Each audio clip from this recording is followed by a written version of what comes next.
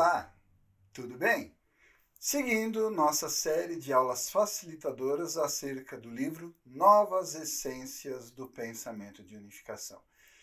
Nós estamos aí estudando já há algumas aulas o capítulo sobre teoria da educação. E esse capítulo nós já fizemos várias aulas e com relação ao conceito, à ideia, à proposição do livro Novas Essências do Pensamento de Unificação ou da Teoria da Educação do Pensamento de Unificação, nós já esgotamos as proposições, já fizemos as aulas tratando sobre a visão, a premissa, né, do pensamento de unificação a partir do livro Exposição do Princípio Divino. Nós fizemos ali na primeira aula do 5º capítulo falando sobre as premissas, né, teológicas do reverendo Dr. Sammy Moon para a elaboração, a conceituação, a definição dessa teoria da educação ou filosofia da educação.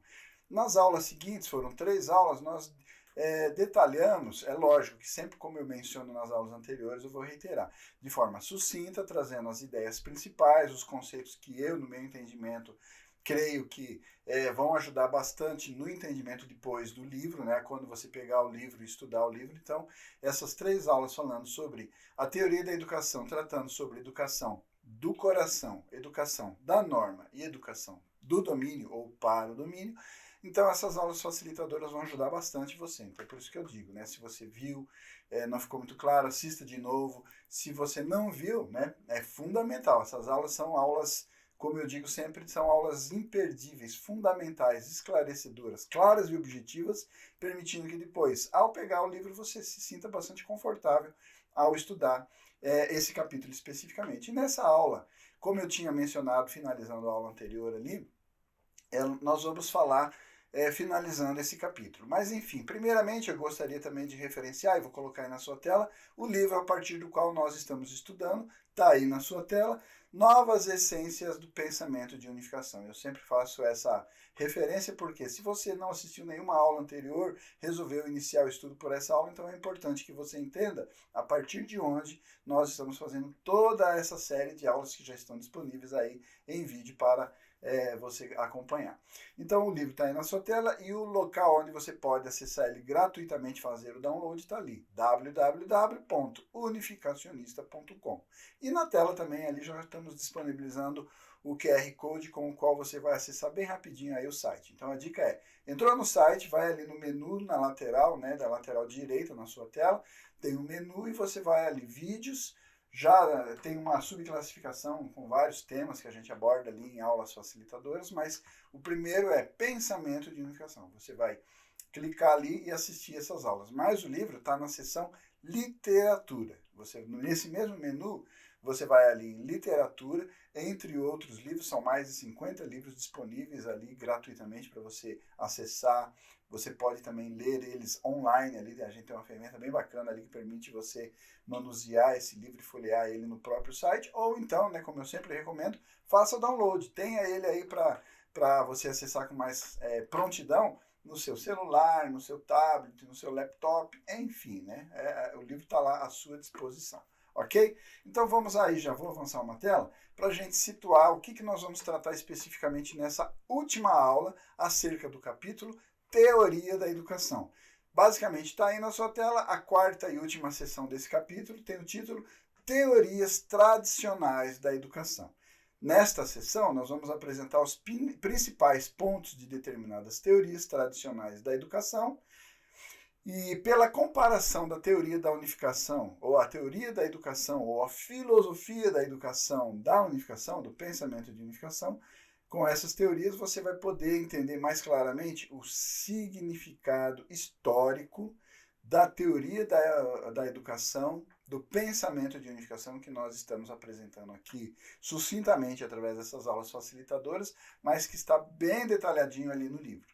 E também, já de antemão, eu gostaria de explicar. Essa aula, não vou me estender muito. A gente vai trazer todos os conteúdos, todos os autores, todas as ideias? Não. Eu vou fazer aqui, basicamente, uma dica, uma forma, um roteiro com o qual você depois, pegando o livro, e eu sempre reitero, pega o livro, faz o download do livro, tenha o livro e estude esse livro. Ele é fundamental, o estudo desse livro é fundamental, essencial para o seu entendimento. Mas enfim, então eu vou fazer o que com essa aula de hoje? Eu vou trazer assim basicamente duas que eu acredito serem importantes a gente discutir aqui, lógico que também de forma breve, mas é só para te dar o roteiro, a forma, a metodologia com a qual o livro Novas Essências do Pensamento e Unificação trabalha no que diz respeito a tratar essa análise dessas teorias já existentes sobre filosofia ou sobre educação, sobre filosofia da educação, e aí depois você mesmo pegando o livro, você vai se sentir muito mais confortável em analisar todos os demais autores. Então só para você ter uma ideia, olha aí na próxima tela. Todas essas visões são sucintamente comentadas, analisadas, ponderadas sobre educação. Ele vai falar sobre visão da educação de Platão, a visão cristã da educação da Idade Média, a visão cristã da educação durante a Renascença, vai também falar sobre a visão cristã da educação de Comênios, a educação de Rousseau, a visão cristã de Kant, a visão de Pestalozzi, Froebel, Herbart e Dewey. Nós, nesta aula facilitadora, não vamos passar por todos esses autores. O livro faz isso, né? Mas é claro que, para que essa aula não fique extensa, não fique cansativa, são tantas ideias, ideias diferentes, são ideias peculiares, né? São ideias que abordam de forma muito peculiar a teoria da educação ao longo da história, através desses principais autores, não são todos, são os principais, aqueles mais conhecidos, influentes, mas o livro analisa e ele faz o quê?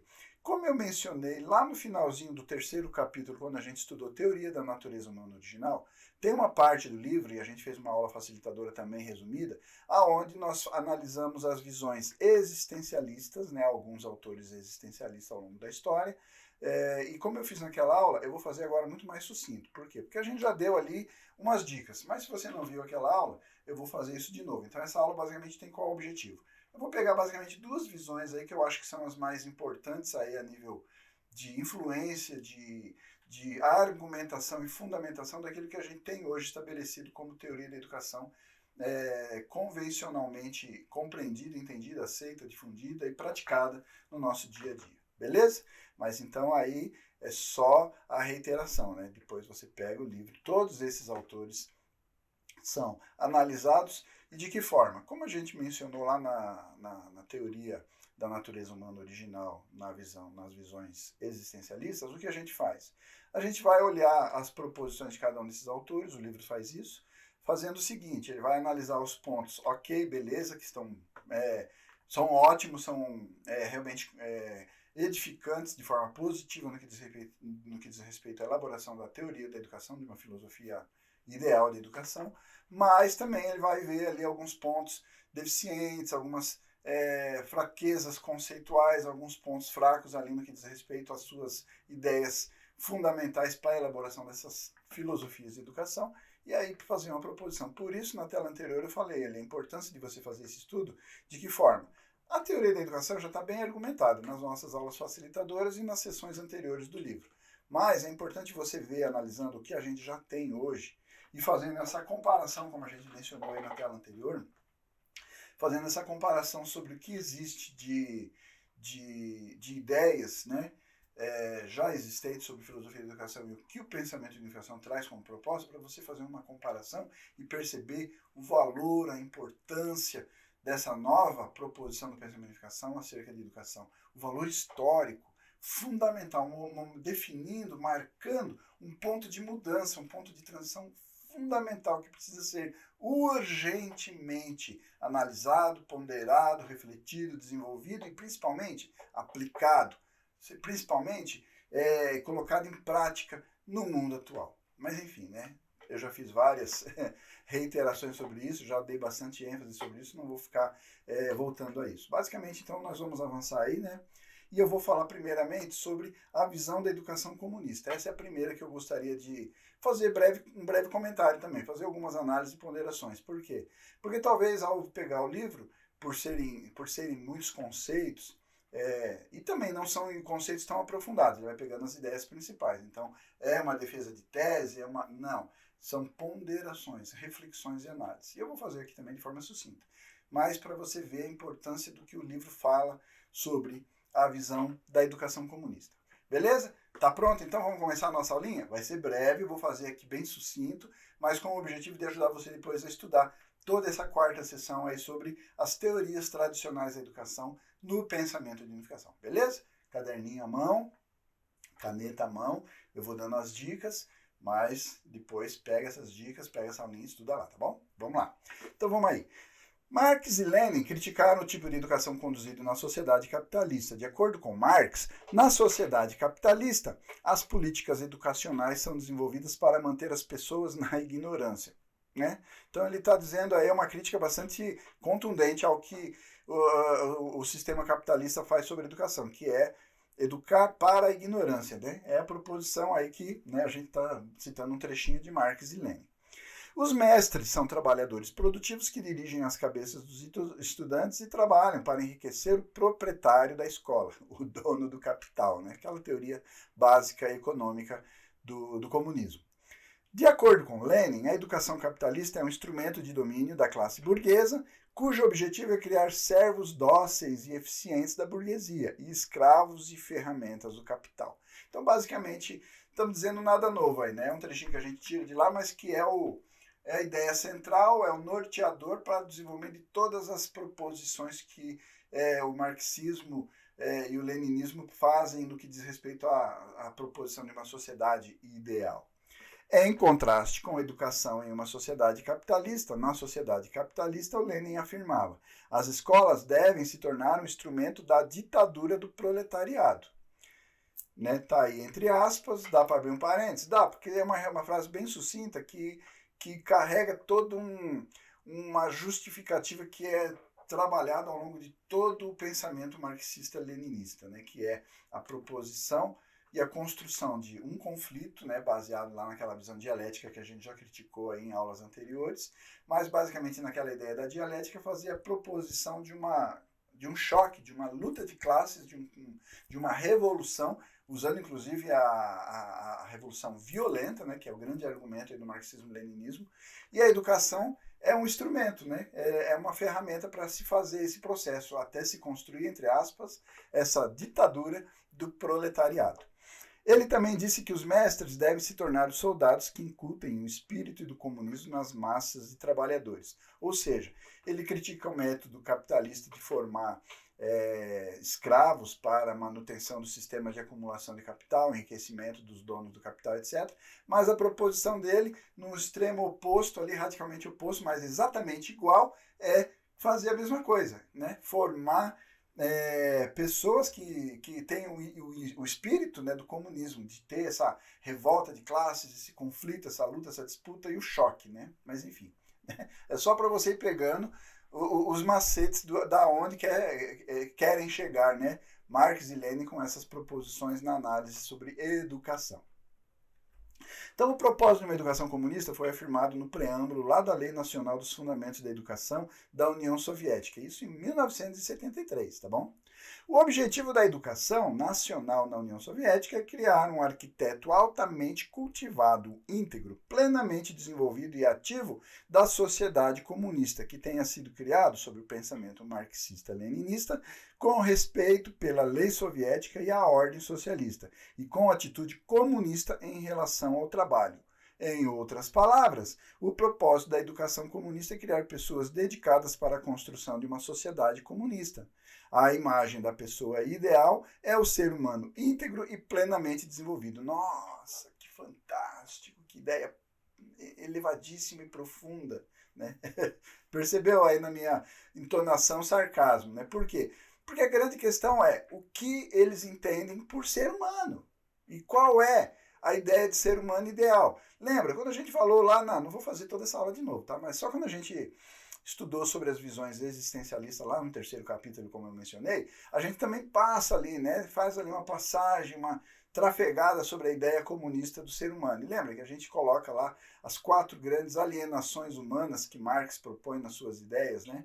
E basicamente tudo isso tem como objetivo suscitar no ser humano essa ideia de que ele está sendo explorado e que ele precisa se rebelar contra isso, ele precisa se unir com outros semelhantes a ele, trabalhadores explorados, e promover uma revolução violenta para estabelecer a ditadura do proletariado. né? Então percebe que é uma ideia equivocada, é uma ideia confusa, é uma ideia não muito clara, e quando você fala sobre educação, todos os outros autores, né, eu não vou falar sobre isso, mas eu já dei a dica, né, depois você vai pegar o livro e vai estudar isso com detalhes, mas basicamente todos os outros autores também, quando vão propor ali uma teoria de educação, eles vão primeiramente partir de uma premissa do que é o ser humano ideal, para que a gente educa o ser humano, o que a gente pretende nessa educação do ser humano, que tipo de ser humano a gente quer construir, edificar com a educação. Se você não tem uma ideia muito clara, não tem uma conceituação muito clara sobre o que é o ser humano ideal, percebe que a exatidão da prescrição de uma educação também vai estar na mesma precisão da conceituação básica do ser humano? Então, né, sem me estender muito aqui, mas já fica claro, né, que a ideia equivocada sobre o ser humano que o marxismo-leninismo tem já vai fazer também o estabelecimento de premissas equivocadas e desenvolvimento de toda uma ideia equivocada também. Mas é claro, né, a gente sabe que eles até mesmo talvez entendessem que era uma ideia equivocada, mas é porque tem um propósito por trás, existe um objetivo a ser atingido e alcançado com essa proposição, né? Mas beleza, vamos seguir aí com a nossa aulinha? Então, quais são os conteúdos de uma educação comunista? Basicamente, né, ideias fundamentais. Não vamos nos fazer nenhuma tese aqui, mas primeiro, ela atribui importância para a educação técnica geral, ou o politecnismo, em oposição à educação técnica individual. Em seguida, ela afirma que a educação técnica geral deve ser conduzida numa conexão com o trabalho. Olha que maravilha, show de bola. Lembra que a gente falou sobre isso? Nossa, nós falamos na última aula, né, quando falamos sobre a educação do domínio. Um dos aspectos, dos três aspectos, das três nuances, das três facetas ali da educação do domínio, tá ali, educação técnica. Opa, tá igualzinho? Será? Você viu a aula anterior? Não viu? Viu e não lembra? Assiste de novo, tá? Mas enfim, essa ideia de educação técnica, a gente precisa entender que ela está muito ligada a basicamente colocar o ser humano na mesma posição que o capitalismo já faz, né? E tira bastante da individualidade, né? Da formação do aspecto mais importante que a gente enfatizou longamente ao longo de tantas aulas, né? Se você pegar, nem me lembro quantas, mas a gente falou sobre isso no primeiro capítulo, falamos sobre isso no terceiro capítulo, voltamos a falar sobre isso ali na aula anterior, falando sobre a educação do domínio. Criatividade. Não falam sobre isso. Não existe o aspecto criatividade na visão comunista. Muito pelo contrário, está ali, ó, ele vai colocar o politecnismo em oposição a essa educação técnica individual, ou seja, a criatividade não existe, não é considerada, né? Ela não é importante, não é valorizada.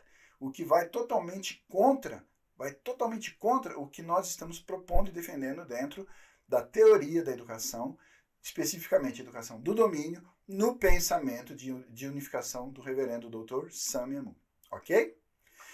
Além disso, ela afirma que numa sociedade socialista não há nenhum conflito de interesse entre indivíduos e grupos, e que não há nenhum indivíduo apartado de um grupo, apelando para a necessidade da educação coletiva. Né? Então aí você fica pensando, opa, mas a gente falou também sobre isso daí, não falamos? Ah, não, a gente tem aí o aspecto, na aula anterior eu enfatizei, né? Se você não viu, eu vou reiterar, a aulinha fantástica. Eu particularmente achei que aquela aula ficou, ó, show de bola, né? Mas enfim, com relação à educação universal e educação individual, lembra disso? Inclusive no livro Pensamento de Unificação tem um gráfico mostrando. Nós falamos que é no formato de uma pirâmide, a base dessa pirâmide seriam em forma de degraus, né? A educação do caráter, ou educação do coração especificamente, sobreposto a isso, né, em conjunto vem a educação da norma, esse conjunto de educação do coração e da norma forma que nós chamamos de educação universal, ou seja, uma educação universalizada, igual, equânime para todas as pessoas, e no topo da pirâmide vem a educação do domínio, que aí está lá a educação de informação, ou do conhecimento, da técnica e a educação física. Lembra disso? Né? E aí vem o aspecto individual. Então, quando fala de educação coletiva, nossa, então tá legal, tá parecendo ali com a nossa visão da educação universal. Apesar de falar de grupo, de colocar a importância do grupo, de fazer parte desse grupo, estar integrado nesse grupo, mas fica misturado, fica confuso o conceito comunista quando diz respeito aos aspectos de educação individual e os aspectos de educação coletiva ou universal, como a gente estudou na aula anterior. É só uma dica, tá? Não vou me aprofundar nessa discussão, mas depois você se aprofunda, com certeza. Pega o livro ali e estuda mais. Estou dando só uma dica de que, apesar da linguagem, da argumentação grupo, coletivo, fazer algumas alusões àquelas ideias que a gente defende no pensamento de unificação, como amor verdadeiro, amor que vive para o benefício dos outros, estar integrado no grupo e beneficiar o grupo para beneficiar todos os indivíduos que compõem esse grupo, mas o comunismo não passa por essa ideia, por essa visão, tá? É uma palavra que é usada, mas ela não tem consistência, ela não tem substância, ela não tem fundamentação e argumentação no que diz respeito à ideia de indivíduo e coletivo. Tudo junto e misturado, confuso e enfim, né?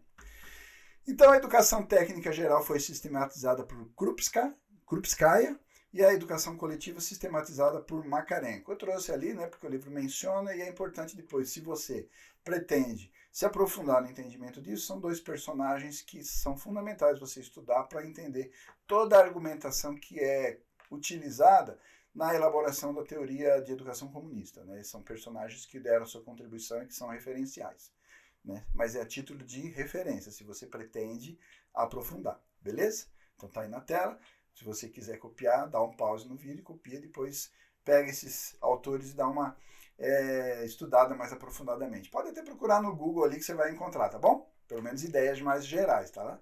Então, seguindo aí, vamos falar agora, né, sobre a visão da educação democrática, né? Já fizemos as críticas aí à comunista, né? Fizemos uns comparativos sobre aquilo que a gente entende dentro da teoria da educação, de forma sucinta. E aí vamos falar agora sobre a ideia da educação na democracia, que ela é baseada no pensamento democrático. A visão da educação de Denway desempenhou um papel muito importante. É um daqueles, um parênteses aqui, desculpa, parei a leitura, né?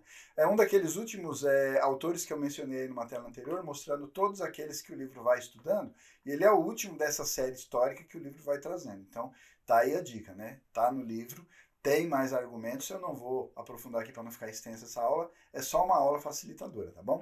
Então vamos lá, desculpa aí, vamos de novo. A visão da educação de Denway desempenhou um papel importante por toda a primeira metade do século XX. Citaremos aqui o artigo Relatório da Missão de Educação dos Estados Unidos para o Japão como uma representação da ideia democrática para a educação depois da Segunda Guerra Mundial. O relatório começa com a seguinte definição de democracia. Um parênteses aqui, essa declaração foi feita depois do fim da Segunda Guerra Mundial, quando os Estados Unidos, junto com outras nações vencedoras, se aliaram, se articularam para a reconstrução da nação japonesa. Então, só para você se referenciar historicamente de onde vem esse artigo aí chamado Relatório da Missão de Educação dos Estados Unidos para o Japão.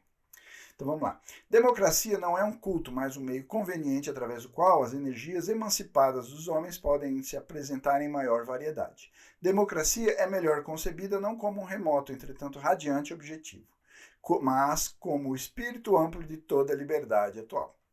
Responsabilidade é a essência da liberdade. Um parênteses aqui, olha a dica, né? Olha que coisa fantástica, né? O pensamento de unificação fala muito sobre isso, sobre responsabilidade, né? E a liberdade relacionada, intimamente conectada, intercambiando ali elementos junto com responsabilidade. Nossa, é verdade, né? Será que na teoria democrática, nesse pensamento democrático, essa abordagem entre responsabilidade e liberdade é bem detalhada, é bem esclarecida, bem aprofundada? Quanto? Né?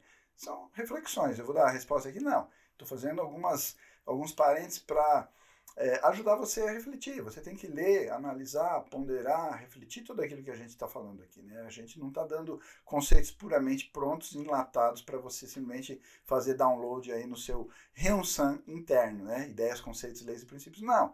A gente está aqui promovendo um exercício mental, intelectual, para você entender, buscar a verdade pelo entendimento, pela racionalização. Aquele método que a gente falou lá no primeiro capítulo, né? Como é que funciona a razão, né?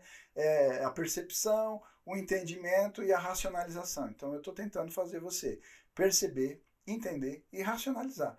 Mas esse processo de racionalização pode ser muito mais aprimorado desde que você se debruce sobre esse conteúdo e estude ele com a profundidade que ele merece. Ok? Então, feito isso, né, vamos seguir ali. Deveres preservam direitos de anular um ao outro. Né? o teste da igualdade, o teste de igualdade é a raiz da democracia, seja dos direitos a serem compartilhados ou dos deveres a serem defendidos. Então percebe? A ideia é bacana. Vamos fazer então esse exercício que ele fala ali, ó. O teste de igualdade é a raiz da democracia. Você que está aí me assistindo nessa aulinha, vamos fazer essa reflexão mesmo? Como é que está a igualdade dentro do regime democrático em todos os países democráticos do mundo? Tá legal para você? Você está satisfeito? É satisfatório esse conceito de igualdade? Existe realmente igualdade de liberdade, de direitos e deveres? Né? As pessoas são avaliadas de forma exatamente igual, com a igualdade exata em todos esses... Percebe? Por quê? Por que eu estou induzindo você a essa reflexão? Exatamente voltando naquilo que eu falei anteriormente sobre essa relação entre responsabilidade e liberdade, que no discurso do regime democrático, da ideia, da filosofia da democracia, é muito genérico, pouco específico, muito menos pragmático, haja visto as análises que a gente pode fazer sobre essa realidade. E aí vem o quê?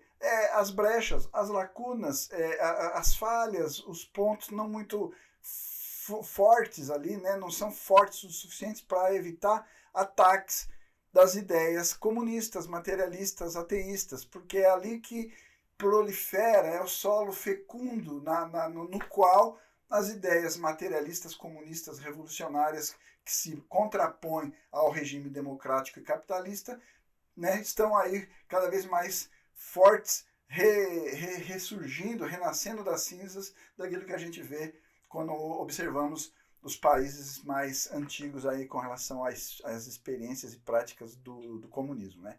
Mas enfim, é uma reflexão pegando aquilo que está ali. Não é objetivo, né? É só uma reflexão e uma análise para você aprofundar depois. Né? Vamos voltar ao tema específico que nós estamos falando, que é a visão da educação democrática. Então, indo aí para a próxima tela, o ideal de educação democrática é cultivar cidadãos democráticos que, enquanto observam os princípios da democracia, como a soberania do povo, governo da maioria, a igualdade de direitos, respeitarão os direitos dos outros e cumprirão sua própria responsabilidade. E sobre essa base, reivindicarão seus próprios direitos e farão esforços para aperfeiçoar a sua própria personalidade. O propósito da educação democrática, portanto, é a perfeição do caráter e o cultivo de membros responsáveis da sociedade. Sua imagem da pessoa ideal é de uma pessoa uma pessoa de individualidade respeitável. Nossa Senhora, que maravilha! Que ideia profunda, não é fantástico? Ó? Como isso está alinhado com o pensamento de unificação. Desculpa, né? Mas estou sendo sarcástico de novo, né? É muito superficial, é bonito no discurso, mas na prática é ineficaz. Não há efetivamente aonde você possa de fato encontrar essa realidade. E olha que essa ideia democrática já é antiga, né? Como eu falei ali, vem lá da primeira metade do século XX, lá com o Dewey, que foi o seu grande e mais importante precursor dessa ideia. Só que é genérica, por quê? Porque não está muito claro. O que é uma pessoa de individualidade respeitável dentro da sociedade democrática? Existe realmente esses aspectos aí de soberania do povo? Governo da maioria? Né? Eu já falei em uma aula anterior, aí, numa das discussões aí que estão disponíveis nas minhas aulinhas aí do nosso canal, sobre maioria do povo. Igualdade de direitos, sobre direitos sendo respeitados uns dos outros. Né? A gente vê isso muito... violentamente violado no mundo atual, né? No Brasil e em outros países do mundo afora. Né? Então, é uma reflexão que não vou me estender aqui, o objetivo, eu não quero fazer essa aula muito extensa, só para te dar essa ajuda, né? Facilitar aí no seu estudo, né? No seu aprofundamento depois dessa sessão aí sobre as teorias tradicionais da educação. Mas percebe que tal como critiquei ali, né, e o livro critica a visão comunista sobre educação, não dá para a gente simplesmente achar muito bonitinho esse discurso aí, tal como é bonitinho também o discurso dos comunistas acerca de educação, né? Mas aqui a gente percebe também que é vazio, é fraco, é inócua a ideia central, né? O discurso é bonito, mas é vazio, né? Parece político em ano de eleição, né? Fala muita coisa bonita, mas na prática, como você faz isso? Qual é o seu conceito de uma pessoa de individualidade respeitável? Qual é? Qual é o entendimento que você tem da natureza humana? Você tem claro isso? Não, então, entendeu? É vazio, percebe? Mas enfim, tá aí um dos aspectos críticos que o pensamento de unificação analisa sobre, tal como fizemos da visão comunista, agora fazemos também da visão da educação democrática. E aqui um parênteses, tá? Eu quero acrescentar um parênteses porque, se vocês lembrarem das telinhas anteriores, ali quando eu falei, mostrei os autores que o livro estuda ali sobre as visões de educação ao longo da história, ele pega principalmente a visão cristã, né? O livro pega exatamente a visão cristã, que vem lá da Idade Média, passando por todos aqueles autores. Tudo bem, se a gente viu ali, vocês viram que ele busca lá em Platão, antes, né, lá na Grécia Antiga, mas depois disso, ele pega e foca na visão cristã, nos conceitos frágeis, nas ideias pobres que foram estabelecidas sobre o entendimento da natureza humana original. E aí o que aconteceu? É aquilo que está lá no livro. Depois estuda, você vai ver como as ideias são fracas, frágeis, superficiais, não são profundas o suficiente para que o ser humano, ao entender a si mesmo, possa propor uma educação que ajude o ser humano a se tornar aquilo que ele deveria ser, que foi planejado e prototipado lá na cabeça de Deus no início da criação. Beleza? Mas, enfim, é uma reflexão, tá? Não vou me estender aqui, como eu falei, é uma aulinha facilitadora. Então vamos agora analisar brevemente algumas teorias tradicionais da educação a partir do ponto de vista do pensamento de unificação. Não vou fazer isso aprofundadamente, aqui é um trechinho que o livro faz, falando de tudo aquilo que a gente mencionou aí, né? Todas essas visões, ele passa sobre todos aqueles autores. Mas, basicamente, como eu fiz esse gancho já na telinha anterior, o cristianismo, na Idade Média, advogava um tipo de educação que poderia educar as pessoas a amarem Deus e os seus próximos. Né? Nossa, que maravilha! E a sociedade naquela época, por conseguinte, era maravilhosa, né? Quase uma sociedade ideal. Sarcasmo de novo na minha argumentação, né? Tá ficando fácil perceber isso mesmo pelo vídeo, né? Mas eu fui sarcástico novamente. É claro que não, né? Claro que não. Contudo, esse amor era ágape, isto é, o amor sacrificial demonstrado na crucifixão de Jesus. Então, o único amor que o cristianismo conseguiu, através de um exemplo prático deixado por Jesus, numa situação bastante questionável, polêmica, que precisa ser analisado teologicamente, não é o nosso objetivo aqui, a morte de Jesus na cruz, mas enfim, o único amor que o cristianismo tem muito claro, que é o seu referencial, o seu paradigma de educação, de proposição de educação, é isso aí, né? É falar sobre o amor sacrificial demonstrado na crucifixão de Jesus. Tais questões como por que o amor de Deus deve ser um amor sacrificial e por que os seres humanos devem amar uns aos outros, não foram esclarecidos, né? Beleza? Vamos aprofundar isso? Não, o livro faz isso depois, vai lá e estuda, tá bom? Deste modo, era difícil para essa visão de educação cristã orientar as pessoas do período moderno para serem mais cientes da verdadeira natureza humana. E esse é o nosso déficit hoje, né? Apesar de serem coisas que foram estudadas lá na Idade Média e veio vindo aí até a metade do século passado aí com o Dewey, que a gente mencionou aí na tela anterior falando sobre democracia, mas basicamente todas essas ideias são frágeis, fracas. Por isso, eu já vou aqui reiterar a importância, o valor histórico do que a gente está propondo nesse 5º capítulo do livro Novas Essências do Pensamento de Unificação. Essa teoria da educação do pensamento de unificação. Essa filosofia de educação que o pensamento de unificação historicamente preenche de forma plena, completa, totalmente esclarecendo as demandas, os objetivos que precisam ser buscados para se construir um ser humano ideal. O objetivo da educação é esse. E qual é o objetivo? Está definido. Nas aulas anteriores a gente falou sucintamente, mas o livro aborda com a profundidade adequada. Beleza? Vamos avançar? Então, aí fechando nessa história de avaliar as teorias tradicionais a partir da visão do pensamento de unificação, o marxismo-leninismo considerava a educação capitalista como ferramenta da burguesia para a classe dominante, advogava a educação comunista como ferramenta do proletariado para a ditadura do mesmo. Né? Isso é simplesmente uma visão de educação a partir da perspectiva de considerar a sociedade humana em termos de lutas de classes. Já falei sobre isso, não vou me estender. Basicamente, sendo que essas teorias comunistas, como o materialismo dialético e o materialismo histórico, se mostraram errôneas, a gente tem até uma aula específica aí lá no 1º capítulo falando sobre a visão da dialética, né? A contraproposta do pensamento de unificação à visão dialética, a partir da visão ali da ação origem, divisão união. Não viu essa aula? Viu e não lembra? Tá lá, assiste lá, tá bom? O marxismo-leninismo afirmava que o objetivo da educação era criar uma pessoa íntegra e plenamente desenvolvida, mas isso não se refere à personalidade de um indivíduo cujas faculdades de intelecto, emoção e vontade estão desenvolvidas de uma maneira bem equilibrada. Elas simplesmente se referiam a um trabalhador com habilidades plenamente desenvolvidas para que ele ou ela possa se engajar em qualquer tipo de atividade laboral. Percebe? Que todos aqueles outros aspectos que a gente mencionou, intelecto, emoção e vontade, ideias, conceitos, leis, princípios, criatividade, amor, logos, tudo isso é desconsiderado. Eles não têm nem ideia, né? E se tem ideia, finge que não viu, né? Não, isso não é comigo. Não, isso daí são coisas lá do capitalismo, né? É o capitalismo que usa isso daí para, né? Não é verdade? Mas enfim, sem me estender. Além disso, o marxismo-leninismo insistia numa educação técnica geral, sendo que ela colocava ênfase no trabalho. Essa educação técnica geral não era nada mais do que uma educação sobre habilidade de trabalho, né? Percebe? Qual é a diferença do capitalismo?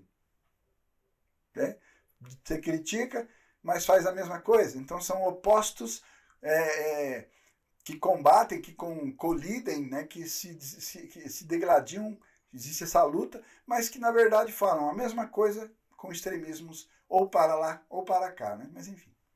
Além disso, a educação coletiva veio para oprimir a dignidade da individualidade e da liberdade humana. Então, simplesmente fecha os olhos para esse aspecto da individualidade, da dignidade humana, preciosidade da individualidade humana, que a gente enfatizou tanto lá no 3º capítulo, Teoria da Natureza Humana Original, mas também essa individualidade que é enaltecida pelo regime do capitalismo, da democracia, mas que é pouco compreendido e, por conseguinte, a igualdade e a justiça são palavras muito bonitas em discursos, mas ineficazes no que diz respeito à sua prática cotidiana.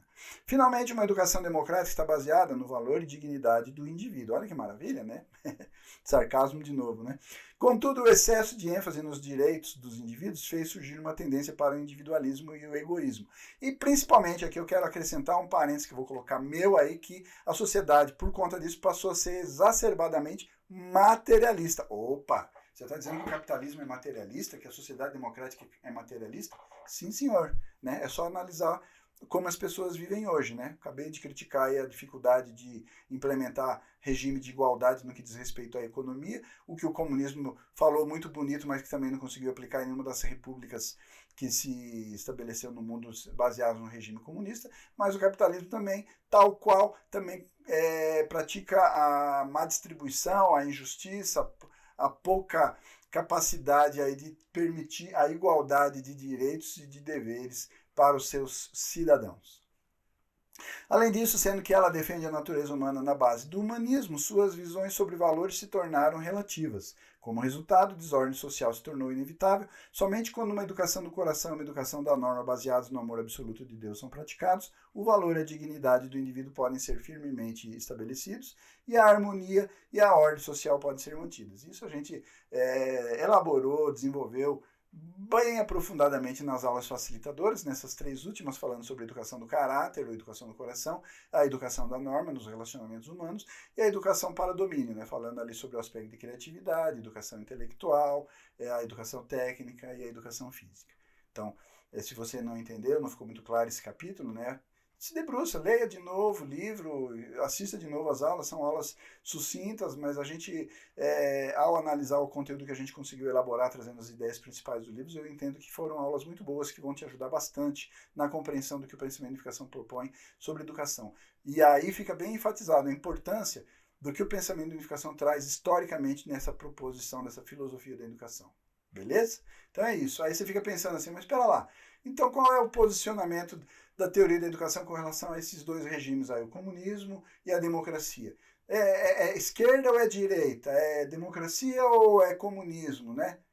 Percebe? Se chama pensamento de unificação. Uma pessoa que entende o pensamento de unificação, que assimila o pensamento de unificação, que percebe nesse pensamento uma proposição para se construir um mundo ideal, não é nem de esquerda e nem de direita. É unificacionista. Por quê? Ambos os lados possuem ideias boas, existem proposições legais, né? Mencionei algumas aqui até de forma sarcástica aí nessas telas anteriores, mas também apresentam pontos fracos, pontos falhos, pontos limitados, pontos que não aborda com a devida profundidade e que acabam falhando nas suas conceituações e definições. Então, o que eu tenho que fazer? Analisar, ponderar, e é o que a gente está fazendo aqui. E o livro faz mais detalhadamente. Por isso, ao encerrar essa aulinha, eu já te peço, tá? Vai lá no livro, pega essa sessão, aprofunda. Eu não quis trazer todo o conteúdo para não ficar uma aula maçante. São vários autores, e no segundo, terceiro autor que eu estivesse passando aqui, você já não ia lembrar nem o nome do anterior, né? Então, eu creio que, ao ver essa aulinha agora, essa aula facilitadora, o objetivo é mostrar para você como é que o livro faz ali, analisando esse, aquele, ponderando isso, ponderando aquilo, e fazendo um comparativo, e mostrando que a teoria da unificação, ela é plena, ela complementa, ela vem como coroamento de tudo que o homem já pensou, mas de forma muito mais clara e esclarecida. Esse é o valor histórico do pensamento de unificação, especificamente nesse 5º capítulo que a gente está encerrando agora, Teoria da Educação.